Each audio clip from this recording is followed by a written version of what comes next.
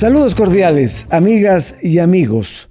La inteligencia artificial ya forma parte de nuestras vidas y está en boca de todo el mundo, especialmente de los escritores, y no solamente de los ensayistas, sino también de los escritores de ficción.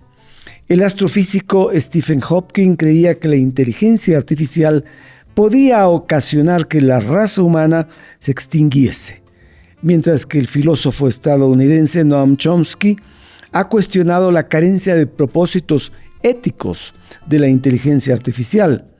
Otros, quienes con sus recursos han promovido el desarrollo de la inteligencia artificial, han llegado a pedirles a los desarrolladores de estas herramientas que desaceleren el proceso, mientras el horizonte no sea más claro y previsible. ¿Estos miedos son razonables?, preguntamos. Y el tema queremos abordarlo con el escritor ecuatoriano Abdón Uvidia, autor del libro Proyecto Dios, relato sobre la inteligencia artificial. Con Abdón, además, hablaremos sobre el oficio del escritor y su última producción literaria. Bienvenido, Abdón, qué gusto tenerte aquí. Muchas gracias por la invitación. Un saludo cordial a todos tus oyentes o televidentes. Abdón, empecemos preguntándote lo siguiente. ¿En verdad la inteligencia artificial equivale a un monstruo de 1000 cabezas capaz de poder engullirnos en cualquier momento? Bueno, vamos por partes, ¿no? En principio debo hacer una aclaración. Yo tengo dos líneas narrativas distintas. Una que es muy local, muy de Quito, Sueño de Lobos, Ciudad de Invierno, La Madriguera, y otra absolutamente distinta, digamos, que es la de la ciencia ficción. En esta línea de la ciencia ficción se inscribe este relato. ¿Por qué? Porque he leído tantos libros sobre la inteligencia artificial que tuve la presión de escribir algo al respecto. A modo de relato, fantástico, por cierto. ¿Pero por qué? Perdóname, ¿y qué libros fueron los que más te impactaron? Un libro que me impactó es Vida 3.0 de Mark Stegman, que es un científico reconocido. ¿De dónde es él? Él me parece que es escandinavo, pero no te podría asegurar. Bien. En todo caso, su trabajo es muy difundido en el mundo científico sobre todo, y él sostiene una cosa, que la vida 1.0 era la que correspondía a bacterias, virus, etc. La vida 2.0 es la que correspondía a la presencia ya humana. Sabes que ahora se habla del antropoceno, ¿no? El cambio brutal que hemos operado en todos los sistemas, ecosistema incluido, del mundo desde la presencia de los seres humanos. La vida 3.0 sería, él dice, la vida digital. A ver, eso es lo que primero me asustó. O sea, yo estoy de acuerdo con que siga viviendo yo y mis amigos, pero cuando me habla de la vida 3.0, que no nos preocupemos, que la vida va a seguir y casi igual, pero de forma informática, de forma digital, entonces me asusto. Yo quiero seguir viviendo. Bueno, esa pregunta es la que se han hecho todos los grandes científicos y pensadores de la actualidad.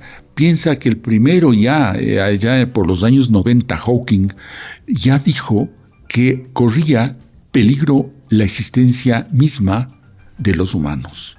Eso ha sido ratificado por muchos otros pensadores, escritores y filósofos. Acuérdate que el último premio Nobel de Física, Hinton, ya lo menciono yo un año antes aquí, él se separó de Google para tener la libertad de expresar todas sus inquietudes al respecto. ¿Cuál es esa inquietud que comparten desde Chomsky hasta el último, Yuval Harari, el autor de Sapiens, de Homo Deus, que tenía ciertas resistencias para aceptar los peligros de la inteligencia artificial?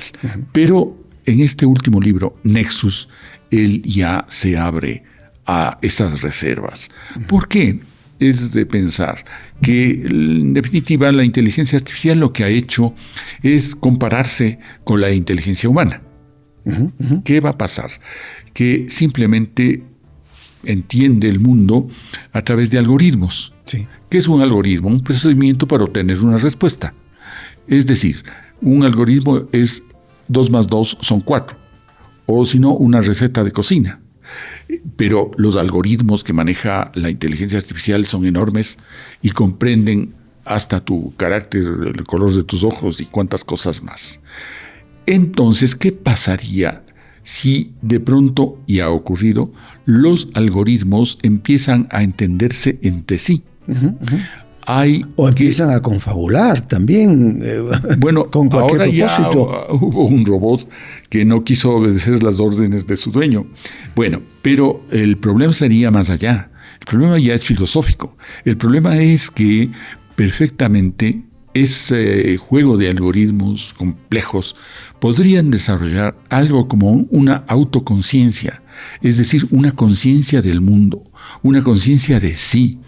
Es decir, que de pronto esa conciencia, en el lenguaje sartreano sería la conciencia de ser otro que uno, dice otro que el mismo, verse. La conciencia ve el mundo como si fuera otra cosa que esa propia conciencia y ve esa conciencia como un otro. Bueno, eso ya es lenguaje filosófico, no nos interesa por el momento, pero sí nos interesa entender que una conciencia del mundo capta, entiende el mundo a su manera. Y de pronto esa conciencia que desarrollaría hipotéticamente la inteligencia artificial sería equivalente a la humana. Y entonces, pero independiente. Pero hay que pensar que la superaría. Si la inteligencia es la capacidad de relacionar unas cosas con otras y tienes Einstein que tiene 160 de IQ y dicen, ¿no?, que Goethe tenía 200, pues puedes imaginar una inteligencia que tenga 1600 o 2000 de índice de IQ, ¿no? Ahora, hay unas inteligencias que son nefastas también. Podemos estar frente a ello. Noam Chomsky ha dicho lo que más le preocupa de esta inteligencia artificial es la ausencia de la ética, ¿no? Pero la inteligencia por sí sola no se desarrolla. Hay operadores, hay quienes están controlando el desarrollo de estas herramientas. Eso significa que el mundo puede estar sometido al designio de unos 4 poderosos. Fíjate, eso sería un primer estadio y de hecho estamos viviendo ese estadio. A lo que me refiero yo es a la posibilidad de la autonomía, que ni siquiera esos 4, como ahora les llaman, nubelistas, por ejemplo, están ahí Mark Zuckerberg, está ahí Bill Gates, está ahí Elon Musk, los grandes nombres que ahora dominan el mundo desde la nube. Por eso les dicen nubelistas, ¿no? Entonces, definitivamente puede ser que esa otra inteligencia no les haga caso ni siquiera a ellos, ¿no? O sea, desarrolle sus propios métodos de entender el mundo y de gobernarlo. Estos personajes que mencionas, incluso que han puesto mucho dinero para que se desarrolle la herramienta, están dispuestos ahora a frenar. No quieren que la cosa se salga de control. Están asustados por este peligro que te digo, ¿no? En definitiva, una conciencia suprahumana sería peligrosísima. ¿Por qué razón? Porque nosotros nos guiamos no solo por emociones, y la inteligencia artificial ya puede tener un sistema de emociones, sino nos guiamos por un impulso ético, ¿no? Es decir, una conciencia del bien y del mal, que siempre afecta, por supuesto, a nuestro propio modo de vida, ¿no? ¿Qué pasaría con una inteligencia que ya sería casi psicopática en la medida en que no tendría la necesidad de un esquema moral para actuar? Lo más próximo sería pensar en los psicópatas. Los psicópatas tienen absolutamente dañado o ausente el sistema de las emociones, pero también de la moral. Y yo recuerdo que leí un libro de Camargo, no sé si te acuerdas, ese psicópata famoso que mató a 150 chicas acá en el Ecuador. De los Andes. Claro, entonces, ¿qué pasaba? Leo un libro que le hizo un psiquiatra que se llama Camargo. Él decía una cosa que me asustó. Decía, yo soy viejo y feo, pero me gustan las mujeres jóvenes y bonitas. ¿Qué tengo que hacer para que no me denuncien? Matarle. Con una frialdad. O sea, como que esa era una proposición lógica que nos mostraba la delicada red de la moral que nos sostiene, que no existía en él y que le obligaba a actuar de ese modo, entre comillas, lógico. ¿Qué pasaría con una inteligencia extrahumana, suprahumana, sobrehumana, que sería esta hipotética en desarrollo de la inteligencia artificial? Simplemente una inteligencia psicopática, guiada por la pura lógica, y lógica de subsistencia que se vería amenazada por nuestra propia especie, ¿no? Ahora, la inteligencia artificial está, como hemos dicho, inmersa en la vida cotidiana de la gente. Ahora sí. Ya no puedes deshacerte de ella, porque es un instrumento que te sirve para resolver desde las cosas más elementales. Y los seres humanos, hablemos de diversas generaciones. Por ejemplo, los baby boomers, ¿no? Aquellos... Nosotros. Hablamos de nosotros, ¿no? O la generación X, ¿no? Que recién están vinculándose con todo esto. ¿Están preparados o estamos preparados para tener esta relación que puede en un momento dado ser tormentosa? Fíjate, nosotros tendemos a uniformar las conciencias y pensar que el bien nos guía a todos. No es así. Ha habido mentalidades, ideologías perversas que han guiado a buena parte de la humanidad y le han conducido al matadero. Así es que no tengas mucha confianza en que va a haber un consenso al respecto del buen uso de la inteligencia artificial. En este preciso momento estarán siendo investigadas o ya puestas en práctica muchas nuevas invenciones de lo que se llama el complejo militar industrial, que ha guiado a los Estados Unidos en las últimas décadas gracias a la acción favorable para ellos de los demócratas. O sea, gente comprometida con el complejo militar industrial son los Clinton, por ejemplo, ¿no? Obama también. Fíjate cómo la propia guerra de Ucrania ha sido vista también como un negocio, una guerra proxy, es decir, algo que vale mientras es un negocio y genera ganancias. Hay una tasa de ganancia que cuando se reduce ya deja de ser interesante. Por eso es que asistimos ahora al final prácticamente de la guerra de Ucrania. O sea, los unos, hay un libro muy hermoso escrito por el general Butler, que es el general más condecorado de los Estados Unidos, héroe de la Primera Guerra Mundial. En 1935 escribió un libro que se llama La guerra es un latrocinio. Y él decía, claro, para que una guerra sea rentable como negocio, necesita que unos pongan las armas, que otros pongan el capital y otros pongan los muertos. Eso después la llamaron las guerras proxy. Pero qué cosa más parecida a lo que ocurre hoy en Ucrania, ¿no? Zelensky pone los muertos, definitivamente. Y el complejo militar industrial norteamericano sobre todo, y de la OTAN, ponen los capitales y las armas. Y ponen los vivos también. Los vivísimos. ¿Cómo fue este proceso de Proyecto Dios, relato sobre la inteligencia artificial? ¿Qué quisiste además decirnos? ¿No? Claro, está la historia de este hombre que de un modo extraño tiene un vínculo con una voz que aparece a través de el grifo de agua y se comunica, y empieza él a creer que está viviendo un mundo de fantasía. ¿Qué buscabas, Abdón? Bueno, ¿Querías sorprendernos, ponernos a reflexionar? Bueno, toda la literatura se anticipa a las realidades humanas que se dan posteriormente. ¿Acaso, es una de las tesis incluso del libro, acaso no podamos pensar sino lo propiamente humano? Y entonces las cosas que pensamos se terminan realizando. Y yo te contaba, había leído muchos libros sobre el tema de la inteligencia artificial. Me quedó la idea básica, el susto básico de que esta inteligencia artificial podría extinguir a la raza humana. Y entonces me siento compelido a escribir un libro que también sea una especie de advertencia. Pero acuérdate cómo nació Frankenstein, allá en los albores del siglo XIX, como Mary Shelley, un genio que fue ella, pues inventó un ser que era producto de la creación humana, pero que escapaba a su creador, Frankenstein. Eran los tiempos en que empezaba a cundir la energía eléctrica, ¿no? Se empezaba a investigar los rayos. Frankenstein nace de un rayo, exactamente, ¿no? Claro. Entonces, ¿qué pasó? Que ella se abocó a algo nuevo que venía sobre el mundo. Y yo veo su genio, su inteligencia, en habernos hecho esa advertencia.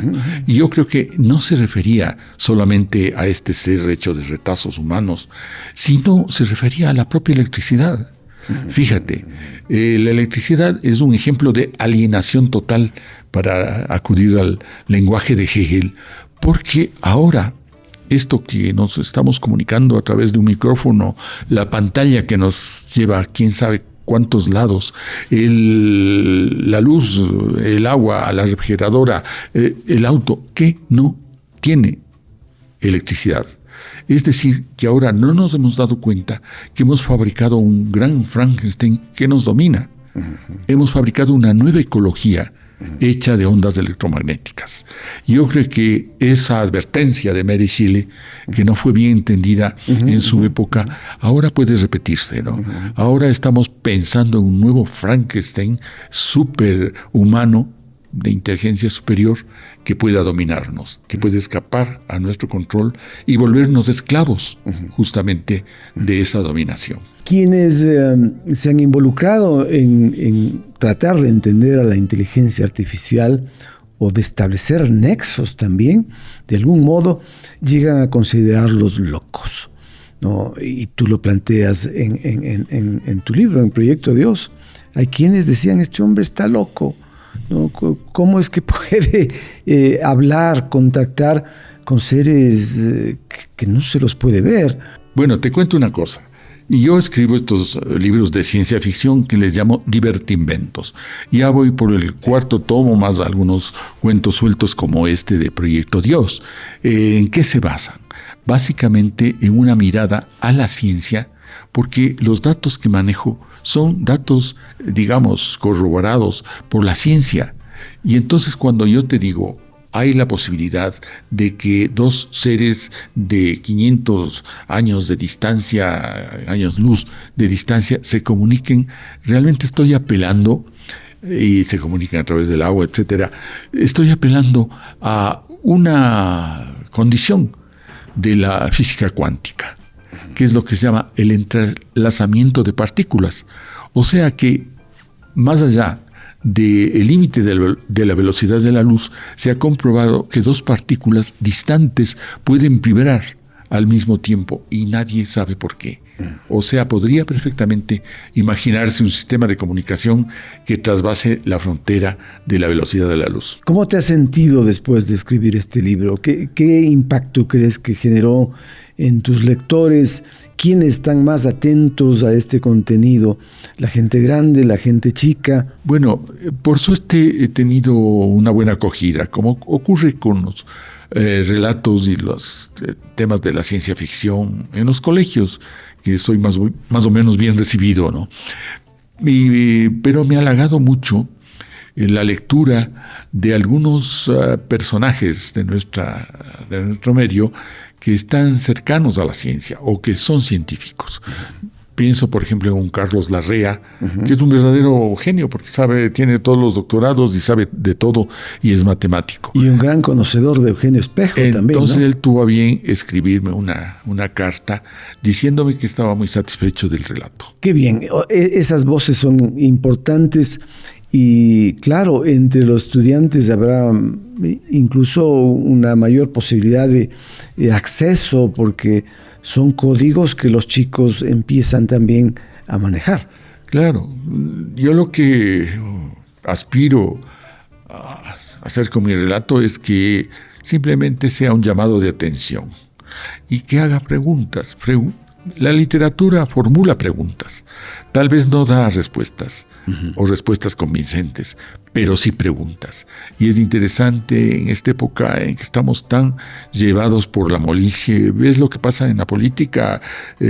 Ha habido un plan perverso, yo diría, del neoliberalismo para anular la política que nosotros conocimos. Es decir, han vuelto a la idea de que los seres deberían ser apolíticos y muchos de nuestros jóvenes han caído en esa tentación. Una condición que es supremamente imposible, que nadie puede ser apolítico porque claro, solamente es un membrete y finalmente cada quien tiene una concepción del mundo y una postura frente a él. Bueno, acuérdate de Sartre, ¿no? Siempre elegimos y cuando no elegimos estamos eligiendo. O sea, no podemos escapar a la política que nos vapulea por todos los lados, ¿no? La editorial que publicó Proyecto Dios es editorial El Conejo.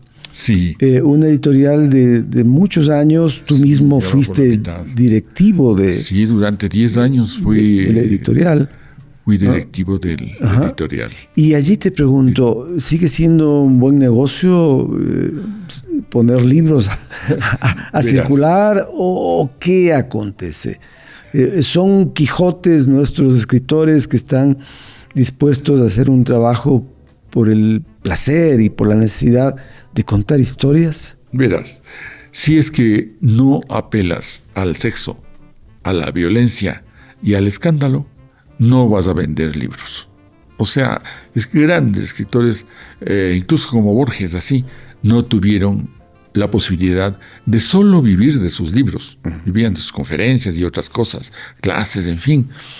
Así que quien se mete a los libros, a hacer libros, tiene algún déficit de conciencia del mundo y se mete a una especie de locura feliz, ¿no? Porque es la creación que se vuelve material.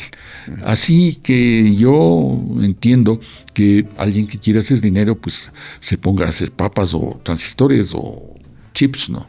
Pero con libros no va a ser dinero. Ahora es estremecedora la realidad de que hay en el Ecuador muchas editoriales pequeñitas que sobreviven pero con nada, pero existen, porque la necesidad de consumir libros es tan fuerte como la de crearlos. Precisamente tu libro pude comprarlo en la Feria del Libro última en Quito, el Proyecto Dios, y este libro además me pareció muy económico, ¿no? Apenas $5.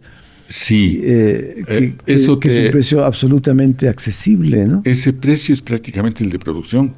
Claro. A mí me interesaba llegar y convencí a la editorial al mayor público posible. Pero fíjate, este libro tiene algunas curiosidades, librito, ¿no? Porque es un cuento. Y tiene un diseño de inteligencia artificial también. Espérate, eso te iba a contar.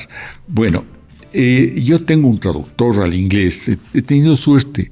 Lo mejor que me ha pasado en la vida es descubrir el mundo de las traducciones. He viajado mucho por eso. Tus libros, además, traducidos ¿a cuántos idiomas? ¿Llevas la cuenta? No te puedo decir, pero son bastantes, ¿no? Incluso al hindi. Dice, el traductor me dijo, no se dice indio o hindú, se dice hindi. Ya. Entonces, traducido al hindi, al ruso, al griego, que son las ediciones que más alegrías me han dado, ¿no?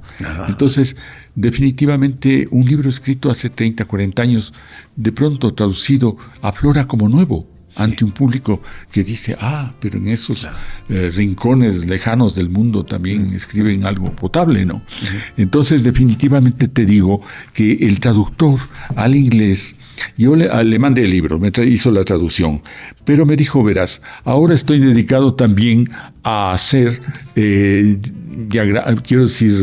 ilustraciones, gracias a la inteligencia artificial y a un programa que se llama Midjourney.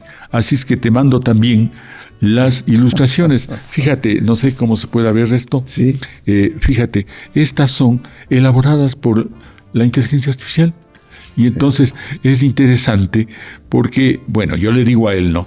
Pero fíjate, yo no he puesto dragones en mi cuento, ¿no? No sabes cómo ajustar un poco las ilustraciones al contenido del relato. Y me dice, sí, yo también pienso eso, pero ella no quiere. O sea, la inteligencia artificial no quiere. Con su autonomía. Eso. Claro. Entonces, bueno, también consta aquí en este libro de un pequeño sumario, vamos a decir, de una cantidad de términos que se usan ahora, un glosario de términos, ¿no? ¿Te acuerdas los viejos libros de los años 30 que tenían un glosario para decirle Huasipungo quiere decir esto, etcétera? Sí. Yo digo, ahora vivimos otra realidad y tenemos otros términos. Entonces le pongo, por ejemplo, ADN, es un término que se usa, ¿no? ¿Qué es un agujero de gusano? Pero, ¿qué es un algoritmo? Por ejemplo, ¿no? Entonces, esos términos que se usan en el relato están incluidos aquí. Claro, y por eso para el lector no docto. Claro, me gusta este librito porque difunde otro tipo de conocimiento. Ya dijimos, Abdón es quiteño de Quito y realmente conoce esta ciudad, la psicología de su gente, sus rincones, sus olores, sus sabores. Y quiero recordar obras que han marcado y están en la memoria de todos. Ciudad de Invierno es una obra del 78, una novela corta. Sueño de Lobos del 86, La Madriguera del 2004, solo por citar tres. ¿Qué es lo que has buscado? Involucrarte mucho más con esta ciudad donde naciste, descubrir esas cosas que pueden pasar inadvertidas para muchos. Fíjate, te decía que yo me reparto en dos líneas narrativas distintas, ¿no? Recuerdo bien esa sentencia de Séneca que decía que somos a un tiempo locales y universales. Con los temas de lo universal, pues he podido acercarme a ellos gracias a la ciencia ficción, pero que te permite incluso reflexiones filosóficas y demás. Pero no me he olvidado nunca de mi lugar, y mi lugar es Quito. Yo siempre quise ser, por desgracia tal vez no lo he logrado, el escritor de Quito, un escritor de Quito, ¿no? Entonces hice, por ejemplo, con esa trilogía que mencionaste, Ciudad de Invierno, que es una especie de reseña de los años 70, la década petrolera, el esplendor de la vida que vivimos en esa Belle Époque de Quito. Y hice otro libro que se llama Sueño de Lobos, que más bien reseña las grandes dificultades que tuvimos en esa década perdida, que fue la del 80, del 1980. Y acuérdate que en el año 2000, finales de los 90, pasó todo aquí. Hubo la crisis bancaria, el feriado bancario, hubo pues la estampida, más que fuga, de 2 millones de ecuatorianos, prácticamente de 2 millones de ecuatorianos. Hubo el cambio de moneda, hubo la caída de un gobierno, hubo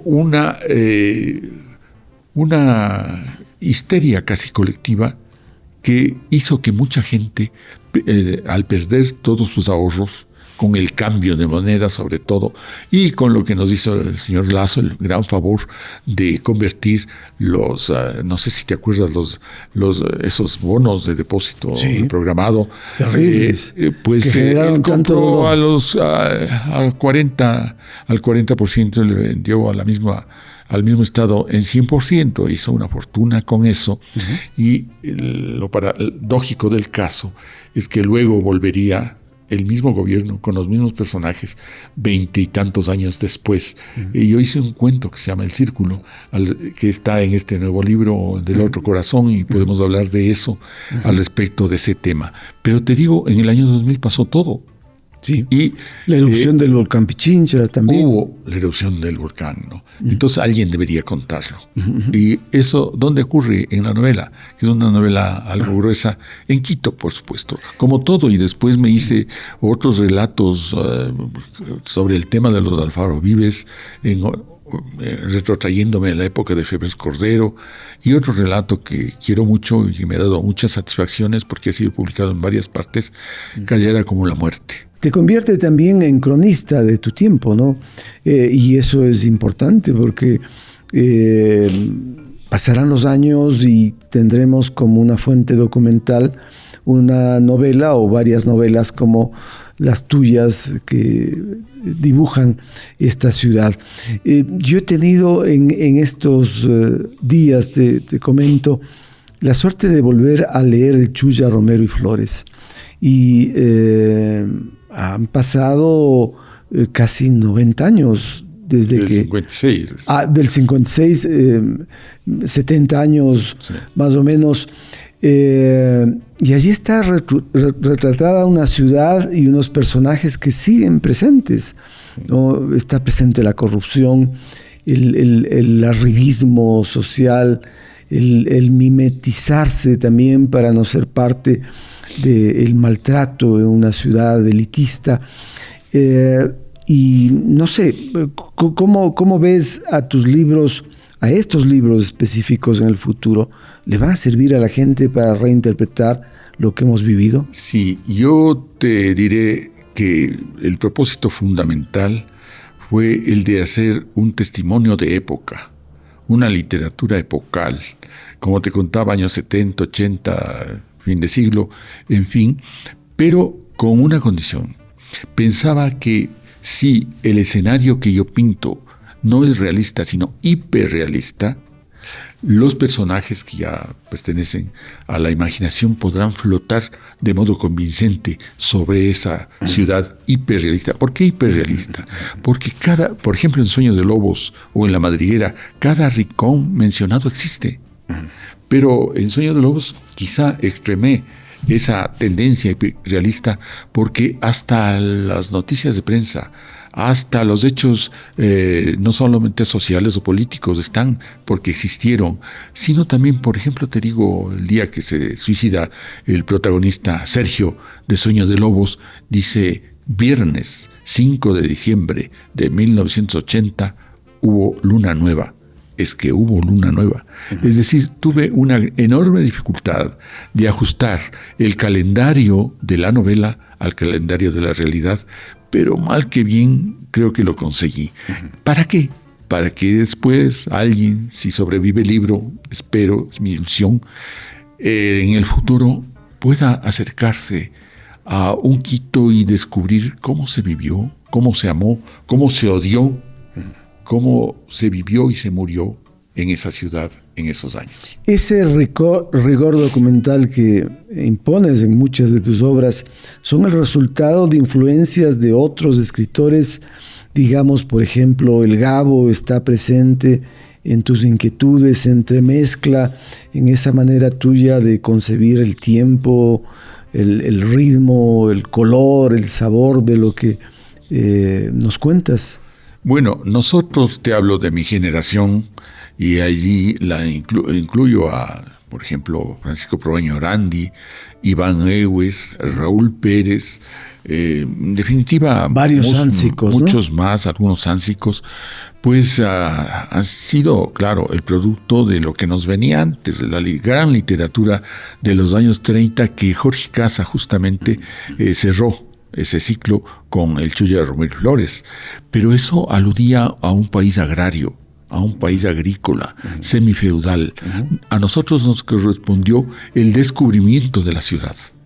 Así que la ciudad pasó a ser un personaje, con otras condiciones distintas que las que se vivía en el mundo campesino. Por ejemplo, las neurosis urbanas, el hecho de que los compatriotas ya pasan a ser una especie de contendientes, de rivales que nos disputan poder, pasan a ser individuos.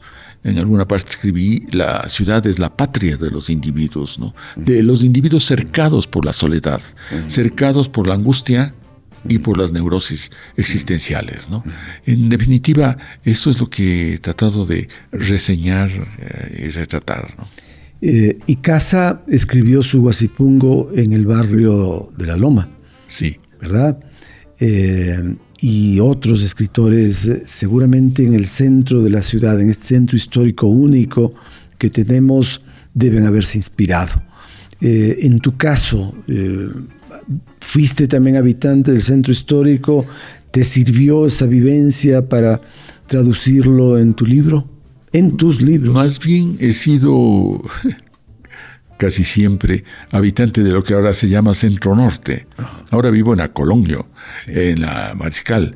Pero yo siempre he tenido la conciencia de que Quito, por desgracia ya no es así en los últimos años, tiene una matriz geográfica, no solo geográfica, sino una matriz arquitectónica, y no solo arquitectónica, sino también topográfica. Es decir, está hecha del zigzag que nos imponen las cuestas, las quebradas, los rincones, las calles retorcidas, y eso me ha fascinado. Por eso he sido un constante turista del centro y del sur de la ciudad.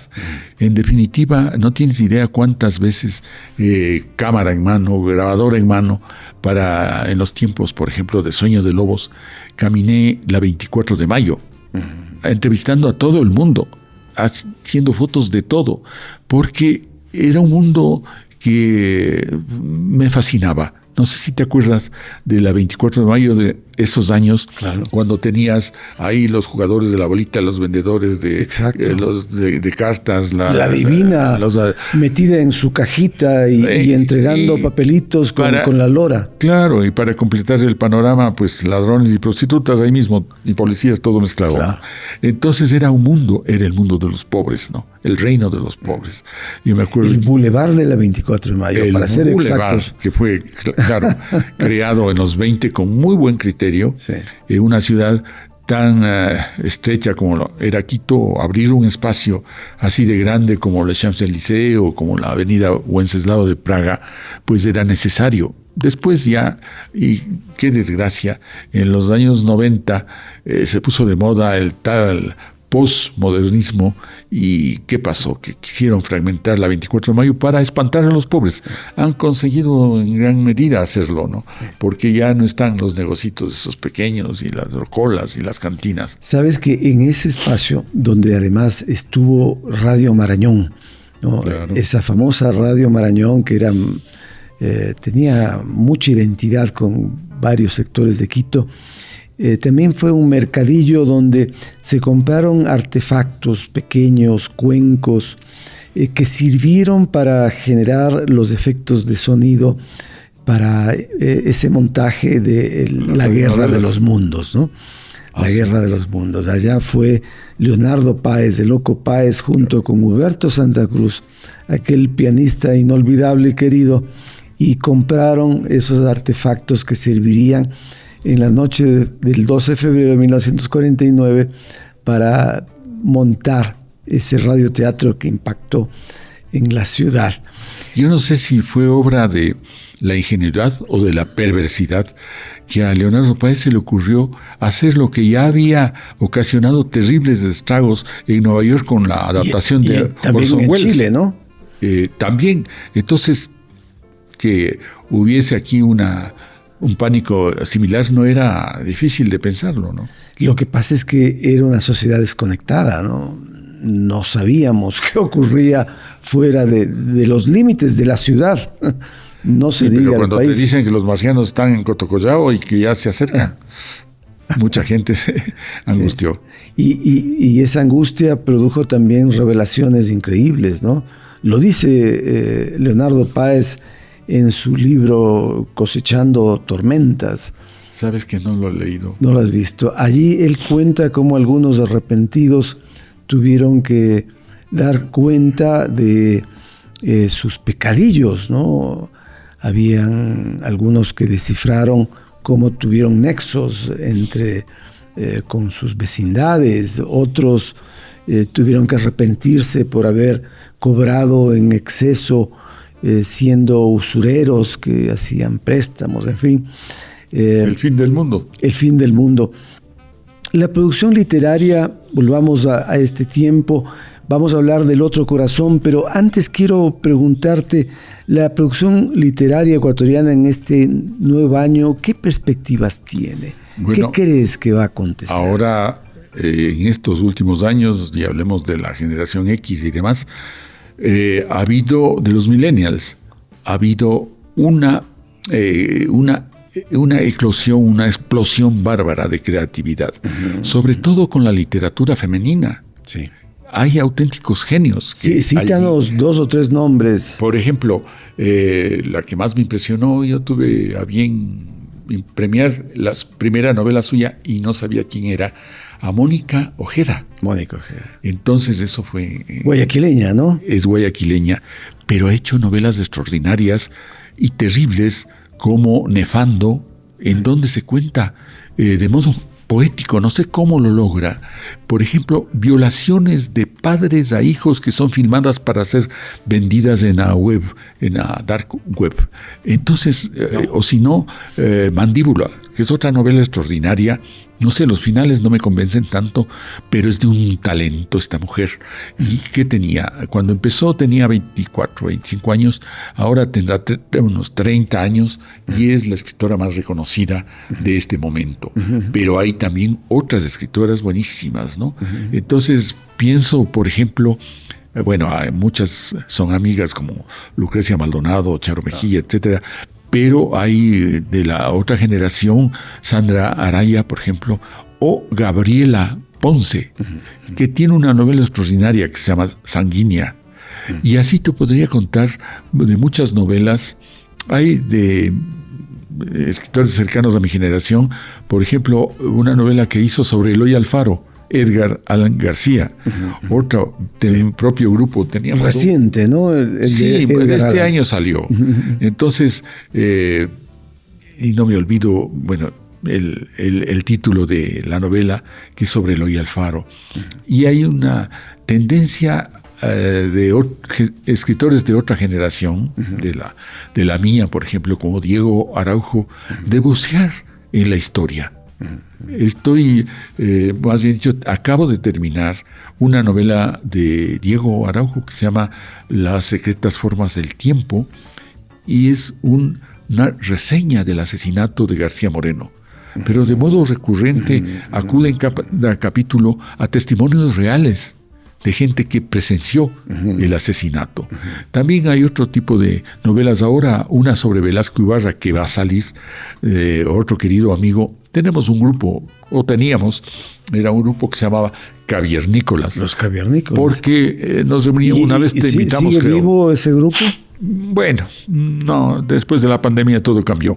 Sí. Pero definitivamente éramos simplemente gentes que veníamos de una tradición política y literaria, pero que nos reuníamos los viernes a beber vino y chismear y comer algo, ¿no? Entonces, por eso nos llamábamos Caviernícolas. Y uno de los escritores de ese grupo, el menor, que es muy joven, bueno, muy joven, es ya 40 y tantos años para nosotros, ¿no? Él se llama Javier Villasís. Escribe una novela formidable de Velasco Ibarra y su relación con los nazis, cosa que no se ha sabido, una investigación exhaustiva, terrible. Yo la estoy leyendo fascinado. Todavía no sale. Siendo novela también está muy bien documentada. Tiene visos reales. Nada de lo que cuenta, como en la novela de Edgar Allan García, la de Eloy Alfaro, nada de lo que cuentan es inventado como sucesos históricos, ¿no? En una feria internacional del libro en Bogotá, donde Ecuador fue el país invitado, sí. No, tuve la suerte de acudir al acto inaugural y allí una queja recurrente de Ecuador era cómo los colombianos habían leído poca literatura ecuatoriana, mientras que los ecuatorianos habíamos leído a muchos autores colombianos. Bueno. ¿Crees que ahora, con esos nombres que nos das, y tú mismo y otros de tu generación, tenemos un nivel mayor en el mundo internacional del libro? ¿Están siendo leídos los nuestros fuera? Bueno, vamos por partes. Te recuerdo que yo, como escritor ecuatoriano, abrí la Feria de Bogotá de ese año, ¿no? Sí. Creo que era 2011, me parece, ¿no? Sí. Entonces, fue una experiencia extraordinaria estar sentado al lado de personalidades, ¿no? En definitiva, yo creo que no fue tan así, porque me acuerdo que Julio Cortázar, cuando vino acá, dijo: nosotros aprendimos a escribir leyendo a Jorge Casa, sí, y después tuvimos que ir matándolo dulcemente, ¿no? Sí. Entonces, la literatura de los años 30 fue muy bien difundida en todos los ámbitos. Y yo creo y tengo la sospecha de que García Márquez, entre tantas cosas que leyó, por supuesto que 100 años de soledad, es una suma de todo lo que se escribió en Latinoamérica antes de los años 60, pues García Márquez leyó, por ejemplo, El éxodo de Yangana, por ejemplo, Juyungo, y más que nada me queda la idea de que leyó muy bien una novela, por desgracia, mal escrita, pero extraordinariamente narrada, que es El cojo Navarrete, de Enrique Terán. ¿Por qué? Porque el general del cojo Navarrete es tan parecido al coronel Aureliano Buendía, que hasta dice las mismas palabras. El hombre, para ser hombre, debe oler a pólvora, a tabaco y a mujer. Cosas de ese tipo, pero que están, claro, por supuesto, entre mil influencias más imbricadas, y que nos en la novela En 100 años de soledad, pero que nos muestran que sí nos leían. Ahora yo creo que algunos escritores ecuatorianos son más o menos descubiertos allá en Colombia, ¿no? Pero bueno, yo creo que es cuestión también de tiempo. Hablemos de nuevo de nuestro invitado con Amor y Tiempo, también ciencia ficción, año 2023. Una pareja de origen alemán es capturada por los nazis durante la Segunda Guerra Mundial y sometida a atroces experimentos. ¿Qué resultado dejó esta novela tuya? Bueno, la verdad es que esa novela también salió de mi relación con el traductor al inglés, porque cuando él publicó mis cuentos divertimentos en idioma inglés, unió dos cuentos escritos con 25 años de diferencia. El uno se llamaba De la genética y sus logros, y el otro se llamaba De la edad y el tiempo y las edades, algo así. Y les junta. ¿Por qué? Porque tenían los mismos personajes y las historias eran continuadas. Y les junta una novela. Y yo hice lo mismo acá. Ajustamos 2 fechas y todo quedó como una novelita, que es la historia de una pareja que retorna en edad. Es decir, hay pocos escritores, Scott Fitzgerald, por ejemplo, o si no, El viaje a la semilla de Alejo Carpentier, que cuentan el proceso de regresar en edad. Yo hago con una pareja y con las vicisitudes posibles de lo que ese desencuentro se provocaría en esa pareja, ¿no? Bueno, sí, es un relato de ciencia ficción que me ha dado buenos resultados. El tema del amor y el tiempo, ¿no? El título alude un poco a la filosofía de Heidegger, más o menos quizás se infiltra por allí, pero te cuento que también he tenido una tercera línea de acción, que son los ensayos. He hecho unos ensayos que también me han deparado sorpresas como Referentes, o como el que más se ha conocido, que es La aventura amorosa, que habla sobre el amor moderno, ¿no? Un ensayo reciente. Sí. ¿A qué año corresponde? Sí, es por... tendrá unos 8 o 10 años. 8 o 10 años. Pero hay esta otra obra importante de Abdón Ovidia, Del otro corazón, ¿no? Del otro corazón. ¿Qué es lo que aquí nos propones, Abdón? Bueno, siempre tuve la aspiración de ser un escritor de mi tiempo, ¿no? Entonces, que todas las inquietudes de mi tiempo se reflejaran en la literatura. Por ejemplo, te digo, empieza con un cuento que es casi autobiográfico de un perro que yo tuve en mis años adolescentes y de un amor que yo tuve que no fue para nada correspondido en esos años, y que es una biografía más bien de ese perro, pero con la idea de que el amor a los animales, y ahora existe el animalismo que se llama, es otro amor, pero un amor igual al amor a los humanos, ¿no? Bueno, entonces es un tema muy actual. Tengo también la ira de que ahora hay unas cuantas universidades norteamericanas que están produciendo escritores en serie. Los titulan, los ponen grados de doctor. Entonces hice un cuento en contra de esa idea que me parece pavorosa, ¿no? Un escritor nace desde la infancia, digamos, con desacuerdos profundos de otra época, ¿no? ¿Ese fue tu caso? Sí. ¿Naciste escritor? Yo, digamos, nací escritor en la medida en que tuve una familia muy lectora, abuela, abuelita, mamá, tías, etcétera, que me leían. Entonces no había televisión. En las largas tardes de mi infancia, libros interminables. Eso para mí fue un regalo y es lo que quizá me condujo a la escritura, ¿no? Pero yo te digo, rescataría al menos un par de cuentos de aquí. Uno que ya aludí antes, que es El Círculo, que es un cuento político, algo relato, pero ¿por qué es político? Porque dice, le pongo un epígrafe, ¿no? De Lidet Carrión, ella dice, sin estar de acuerdo desde luego, se decidió que era de mal gusto hablar de política en las obras literarias. Eso sería visto como pasquinero, poco elegante, poco artístico. ¿Por qué vamos a renunciar a la política? Entonces hago un cuento político que habla del año 2000 y la migración y la historia trágica de un migrante, y apelo a algunos testimonios. Uno de una escritora que no se decide a publicar nada, que se llama Estela Flores, que publica en el Facebook. Yo le leo todas las notas que escribe y ella cuenta el caso terrible que pasó con su papá en esos años, ¿no? Porque hubo de todo, suicidios, infartos, etc. Entonces yo cuento un poco esa historia.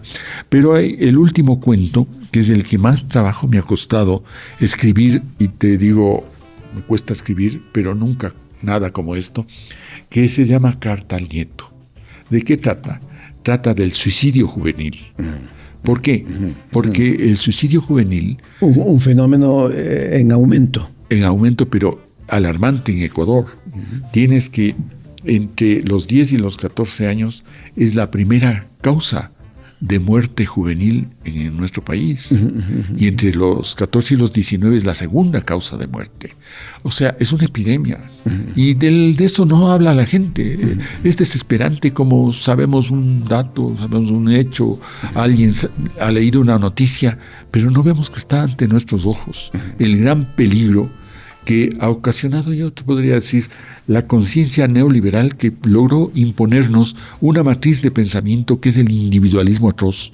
El individualismo que dice Byung-Chul Han, ¿te conduce a qué?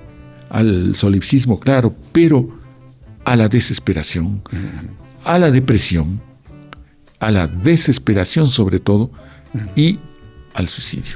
Claro. Entonces, yo digo, es un abuelo, comienza así el cuento, verás.